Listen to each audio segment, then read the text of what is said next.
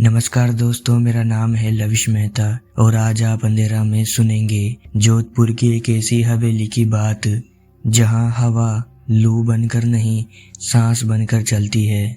जोधपुर की उस हवेली का नाम नक्शे में नहीं मिलता, लोग उसे ऊपर वाली हवेली कहते हैं। दिन में वो पत्थर की एक पुरानी इमारत है, टूटी जालियां, उखड़ी दीवारें, सूखी नीम की जड़ें, पर रात में वो जिंदा लगती है। उस रात लू नहीं चल रही थी, फिर भी गर्मी ऐसी थी जैसे गला सूख जाए। हवेली के बाहर खड़े होकर मैंने घड़ी देखी, रात के 11:47 हो रहे थे। दूर कहीं झिंगुर बोल रहे थे, इतनी लगातार कि दिमाग सुन्न हो जाए। मेरे साथ मेरे बाऊजी थे, 70 के ऊपर उनकी उम्र है, सफेद मूछें और आंखों में वो डर जो किताबों में नहीं मिलता। उन्होंने हवेली की तरफ देखते हुए कहा, भैंसा, अंदर जाने से पहले घड़ी कम्मा बोल देना, यहाँ की दीवारें सुनती है। मैं हंस दिया, ये मेरी गलती थी। जैसे ही मैंने कदम बढ़ाया, दरवाजे के भीतर से धप्प की आवाज आई, मानो किसी ने भारी पैर नीचे पटका हो। दरवाजा अपने आप नहीं खुला, मैंने धक्का दिया। लोहे की कुंडी की चीख इतनी तेज थी कि झिंगुर भी चुप हो गए। अंदर घुसते ही पहली चीज जो महसूस हुई वो आवाज थी।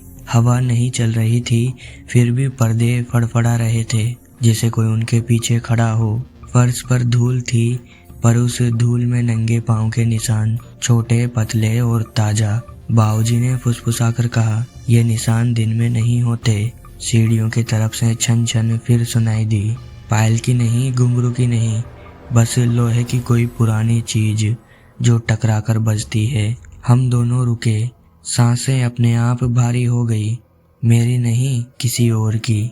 ऊपर के कमरे से किसी ने जमीन पर कुछ घसीटा, फिर एकदम शांत। मैंने दीवार को छुआ, पत्थर ठंडा था पर हवेली गीली हो गई। पसीना नहीं था, वो नमी थी, जैसे किसी ने अभी अभी दीवार पर हाथ रखा हो। बाऊजी, यहाँ कौन रहता था? मेरी आवाज कांप रही थी। उन्होंने जवाब नहीं दिया, बस मेरी बाह पकड़ी और इतनी जोर से कि मुझे दर्द होने लगा। तभी ऊपर से किसी औरत की हंसी आई, बिल्कुल धीमी और टूटी हुई, जैसे उसका गला सूखा हो। हंसी के साथ साथ सीढ़ियों पर कदम पड़े, ठक ठक, हर कदम के साथ एक छन छन वाली आवाज। बाऊजी के मुंह से बस इतना निकला, चुड़ैल।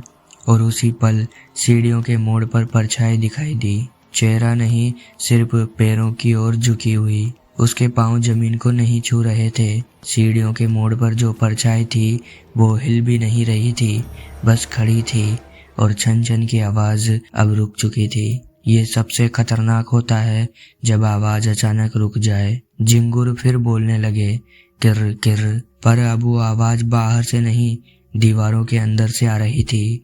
बाऊजी ने मेरा हाथ छोड़ा, धीरे से पीछे हटे। उनके गले से आवाज नहीं निकल रही थी, सिर्फ सांस, ऐसी सांस जैसे कोई पानी में डूब रहा हो। मैंने फिर सीढ़ियों की तरफ देखा, परछाई अब वहां नहीं थी, पर हवेली में चलना शुरू हो गया था। ऊपर नहीं, नीचे नहीं, चारों तरफ, मानो कोई नंगे पांव पत्थर पर चल रहा हो। और हर तीसरे कदम पर वही पायल की छन वाली आवाज। मेरे कान गर्म होने लगे। लू जैसी हवा अब चल रही थी, पर वो बाहर से नहीं आ रही थी। वो हवा मेरे मुंह के पास से होकर गुजर रही थी, जैसे कोई बहुत पास से खड़ा हो और जानबूझकर सांस छोड़ रहा हो। मैं पलटा, लेकिन वहां कुछ नहीं था। लेकिन फर्श पर धूल फिर हिली, नए निशान बने, इस बार मेरी तरफ आते हुए। बाऊजी फुसफुसाए, भैंसा, मत देख, जो देख ले उसे बुला लेती है। मैंने आंखें बंद कर ली। गलती फिर हो गई। आंखें बंद करते ही आवाज और साफ हो गई, किसी औरत की फटी हुई आवाज, घर आ गया। हर अक्षर के बीच एक लंबा सन्नाटा। मेरी रीढ़ में झुरझुरी दौड़ गई। ये आवाज बाहर नहीं थी, ये मेरे सिर के अंदर से बोल रही थी। अचानक पीछे से छन छन बहुत तेज हुआ। इतना पास कि पायल मेरे कान से टकरा गई हो ऐसा लग रहा था। वो मेरे सामने नहीं थी, वो मेरे पीछे खड़ी थी। मैंने उसका चेहरा नहीं देखा, पर उसकी परछाई दीवार पर थी।